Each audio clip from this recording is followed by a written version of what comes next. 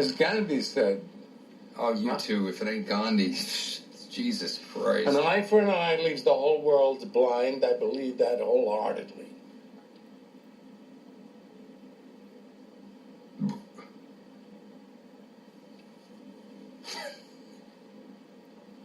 No, it doesn't. There'll be one guy left with one eye. How's the last blind guy going to take out the eye of the last guy left, who's still got one eye? All that guy has to do is run away and hide behind a bush. Gandhi was wrong. Just that nobody's got the to come right out and say it.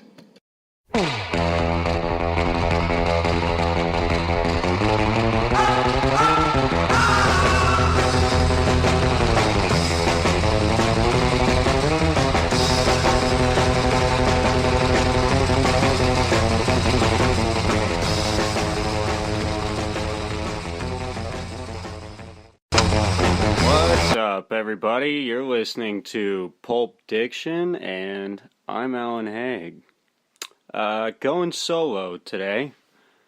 You guys may have noticed that I've had quite a few guests on in the past week or so, and that's going to be a trend that continues in the future. Definitely want to have more guests on. If you'd like to be on the show, and use it as a platform to talk about some stuff you want to talk about, give a message to a broader audience, or just kind of shoot the shit with me, you can reach me at facebook.com/pulpdiction. Send me a message there, or if you know me and you have my number, text me. If you're on YouTube, well, if you're on YouTube, you're probably not going to be on the show. So, sorry guys. But, hope you all had a great weekend. I know I did. I took my mom out yesterday for her birthday dinner to Mongolian barbecue, which has been a tried and true favorite restaurant of mine. The site of many first dates, birthdays, and special occasions. Definitely my go-to place. You get all your meats and your vegetables and just anything you want, put it in a bowl, take it up to this area, and they cook it right in front of you, which is, kind of entrancing and disgusting at the same time. But, so hope you all had a great weekend, and today I want to talk about resentment. Resentment is like taking poison and waiting for the other person to die. And yes, I stole that from somebody. Sometimes my aphorisms are original. That one is not. I can't remember who said that. But it feels like it's a natural response to want to get even anytime we're wronged. Especially, when we're younger. It's one of the most uncontrollable emotions you can feel is a need to get even or for revenge. And I think one of the most important things you can do over time is learn to forgive more easily. I've found that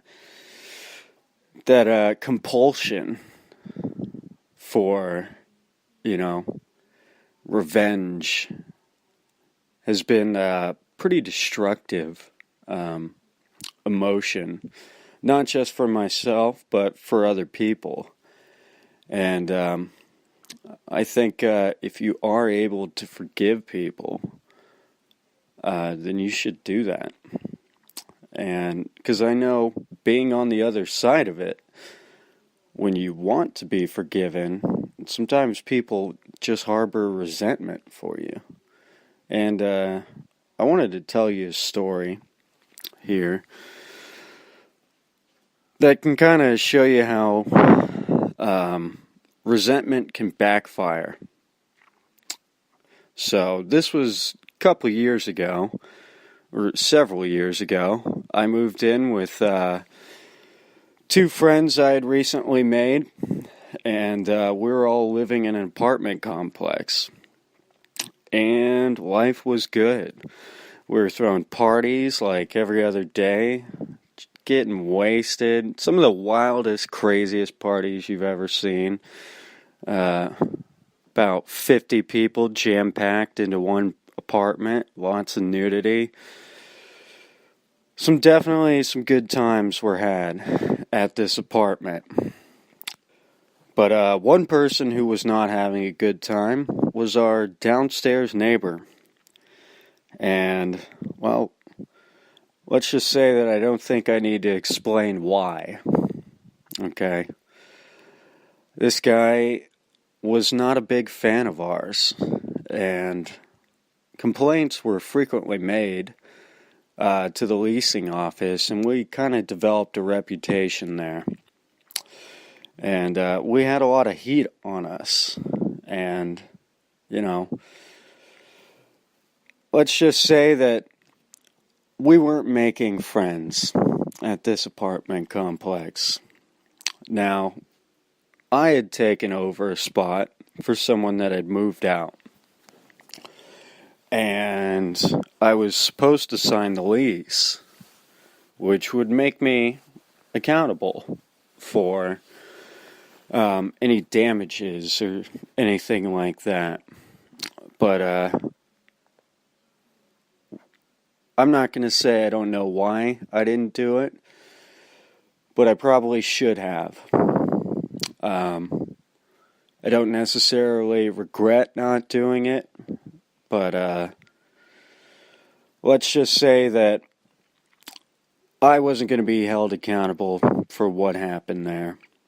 And with all the heat we had on us, it felt like it would just take one more straw to break the camel's back. And this kind of came to a head when I came home from work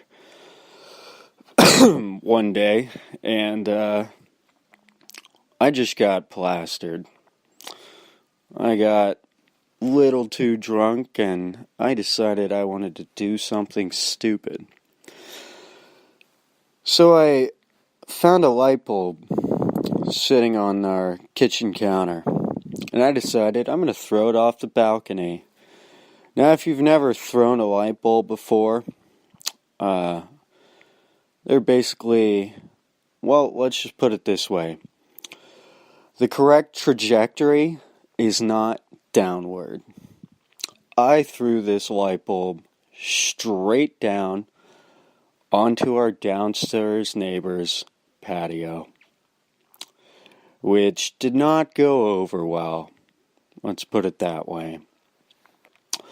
One of my roommates was there at the time, and the other one was, I think, on vacation in Florida or something.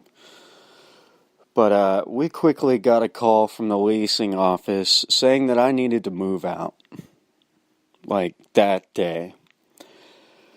And my roommate kind of looked at me and was like, dude, why would you do that? And I didn't have an answer.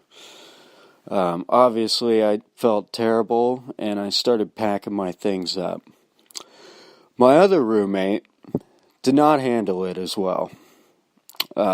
He was livid, and he was calling my other roommate, and he was basically just going off the handle, and he wanted me out of there ASAP, and he sent some of his friends over to make it happen, make sure it happened, which that wasn't going to be a problem.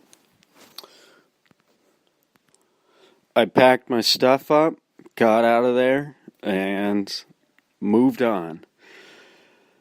Now, one of these friends, the one that was there, forgave me. Or at least I think he did. The other one did not. and sometime later, after I had moved out, they were evicted. And if you've never been evicted before, I wouldn't recommend it. Not speaking from experience here, but let's just say bad things happen to your credit, and yeah, it's not something you want to have happen. So one of these friends, the one that resented me, I think he blamed me for it for a long time, and he was pissed off at me for a long time. You know, and he had some right to be, because I wasn't on the lease, and I had put unnecessary heat on them, and eventually they were evicted. And it was one of those situations where I didn't actually pay the price for my share of it, you know? I didn't actually have to answer for the mistakes I had made while living there. And this guy harbored resentment toward me for a long time.